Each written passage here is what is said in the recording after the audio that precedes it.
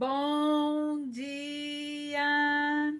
Estamos de volta com as nossas reflexões matinais à Corsa da Manhã, refletindo a respeito da vontade de Deus para as nossas vidas por meio da sua agência aqui na Terra, que é a Igreja. Mas agora nós estamos falando a respeito dos caminhos do reino.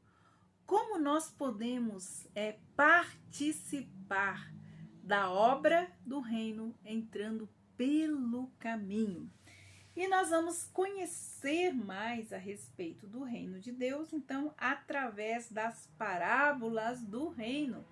Jesus, na sua caminhada aqui na terra, ele veio pregar o evangelho do reino e ele ensinou os seus discípulos e todos os seus ouvintes a respeito do reino de Deus, usando então as parábolas do reino. E ele contou essas parábolas do reino. O que é então para nós uma parábola? Parábola é uma história da vida real que ilustra uma verdade espiritual. Isto é uma parábola. Jesus procurava, então, ajudar os seus discípulos a entenderem os caminhos para o reino de Deus, falando a respeito dessas parábolas que tinham as características do reino. Embora algumas parábolas de Jesus, elas têm um significado apenas simbólico, como a parábola do trigo e do joio, logo a seguir, a maioria das parábolas tem uma ideia principal a transmitir a respeito dos caminhos do reino. Para isso, nós vamos começar, então, lendo uma delas, que é a parábola do reino, em Mateus, capítulo 13, versículos de 24 a 30, que é a parábola do joio. E Jesus lhe propôs uma outra parábola, dizendo: o reino dos céus. Reino dos céus é um lugar. Reino de Deus é um governo, é lugar de governo. E reino dos céus é o lugar. E é semelhante ao homem que semeou uma boa semente no seu campo. Mas enquanto todos estavam dormindo, veio o inimigo dele, semeou o joio no meio do trigo e foi embora. E quando as plantas cresceram, produziram frutos, apareceu também o joio.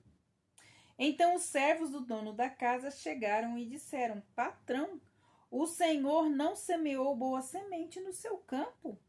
Da onde vem este joio? Ele, porém, lhe respondeu: o inimigo fez isso. Mas os servos lhe perguntaram: o senhor quer que a gente vá e arranque o joio? O dono da casa respondeu: não, porque ao separar o joio, vocês poderão arrancar também o que é trigo. Deixe que cresçam junto até a colheita. E no tempo da colheita direi aos ceifeiros: ajuntem primeiro o joio e amarrem-no em feixes para ser queimado, mas recolham o trigo no seu celeiro. E logo após nós temos já a resposta ou a explicação da parábola do joio, dos versículos 36 ao versículo 43, que nos diz assim: então, despedindo as multidões, Jesus foi para casa e, aproximando-se dele, então os seus discípulos disseram: explique-nos a parábola do joio do campo. E Jesus respondeu: primeiro, o que semeia a boa semente é o Filho do Homem. O campo é o mundo. A boa semente são os filhos do reino, e o joio são os filhos do maligno. O inimigo que o semeou é o diabo. A colheita será o fim dos tempos, e os ceifeiros são os anjos. Pois assim como o joio é colhido e jogado no fogo, assim será no fim dos tempos. O Filho do Homem mandará os seus anjos, que ajuntarão do seu reino todos os que servem de pedra de tropeço e os que praticam o mal, e os lançarão na fornalha acesa, e ali haverá então um ranger de dentes. Então os justos resplandecerão como o sol no reino do seu Pai.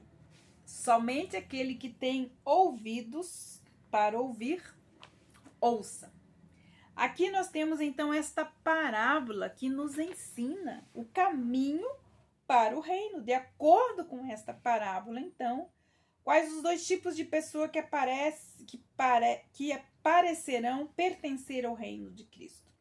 É o joio e os filhos do diabo, que são os filhos do diabo.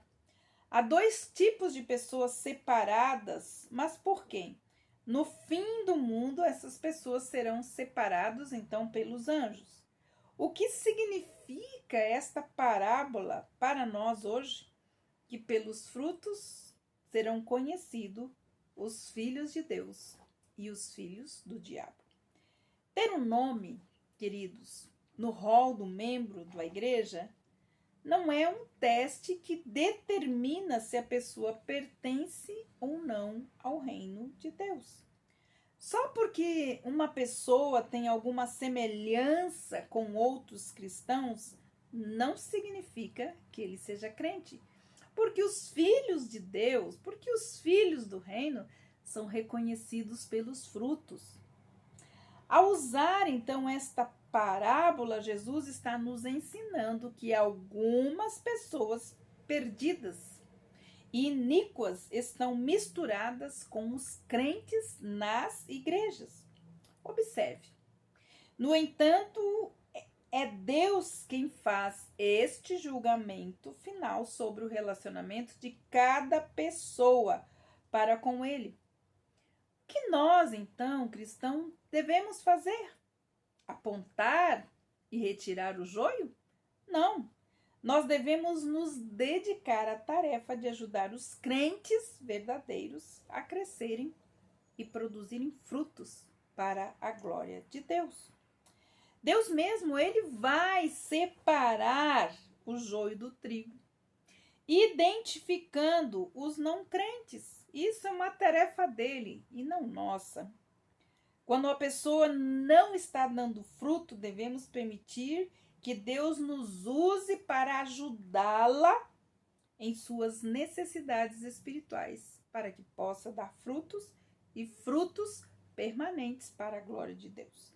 Ele sabe qual é a necessidade dessa pessoa e o que precisa ser feito. Às vezes, no entanto, a disciplina cristã muitas vezes se faz necessária como uma manifestação de amor inspirada por Deus, porque o Pai castiga, repreende e ensina aquele a quem Ele ama. Então, nós precisamos compreender qual é o nosso papel como igreja, como cidadãos do reino. Que Deus possa abençoar você. E até amanhã com a nossa próxima parábola a respeito do reino. Hoje, precisamos entender se somos joio ou se somos trigos. Isso é pelos frutos do Espírito que são reconhecidos os filhos do Deus e os filhos do diabo. Que Deus abençoe você. E até amanhã com as nossas reflexões matinais, a corça da manhã, os caminhos do reino.